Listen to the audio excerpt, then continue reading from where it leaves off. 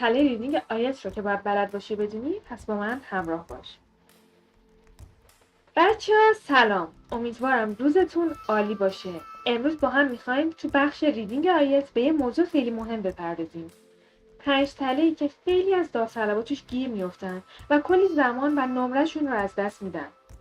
من اینجا هستم که با مثال‌های واقعی و تکنیک‌های ساده بهتون کمک کنم این تله‌ها رو بشناسید و ازشون عبور کنید. پس همراه من باشید و ویدیو رو تا آخر ببینید.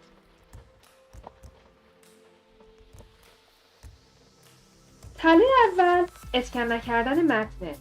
خب تله اول که مثل یه مار خزنده است، اسکن نکردن متنه. خیلی‌ها عادت دارن متن رو از اول تا آخر با دقت بخونن، اما آیلتس اینجوری نیست. باید یاد بگیرید چطور کلمات کلیدی رو سریع پیدا کنید و ازشون استفاده کنید. به عنوان مثال اینجا ما یه قسمت از متن رو آوردیم که با همدیگه بررسی کنیم.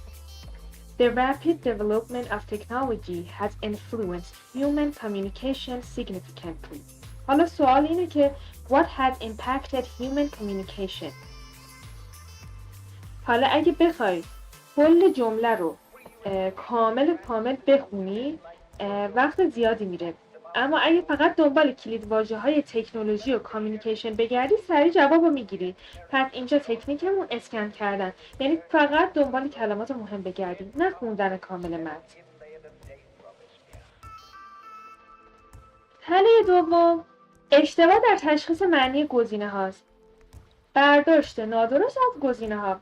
مثلا توی گزینه میگه no evidence ولی متن گفته some proof. خب بعضیا فکر میکنن اینا تقریبا یکی‌ان، اما آیلتس اینجا خیلی قوی عمل میکنه. ما اینجا فرق بین not given و false رو هم با هم دیگه یاد میگیریم. حالا ما یه مثال اینجا آوردیم که گفته شده There is no scientific evidence that supports this theory.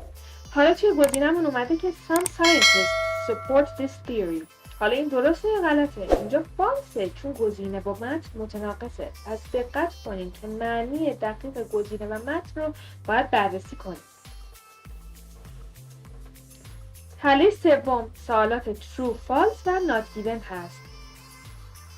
برسیم حالا به اون سوالات کلاسیک، همه باش مشکل دارن، true false و not given.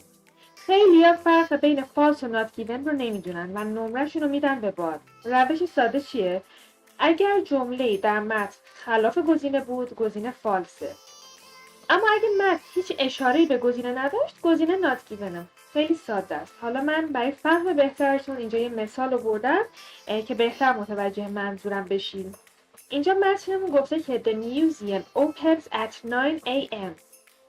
گزینه گفته چی؟ The museum opens at 10 a.m. خب این فالسه، چون توی متن گفته 9 ولی اینجا گفته 10. حالا یه گزینه دیگه چیه؟ The museum has a cafe. این not givenه. اگه توی متن چیزی درباره کافه نبوده، این میشه not given. پس false نیست.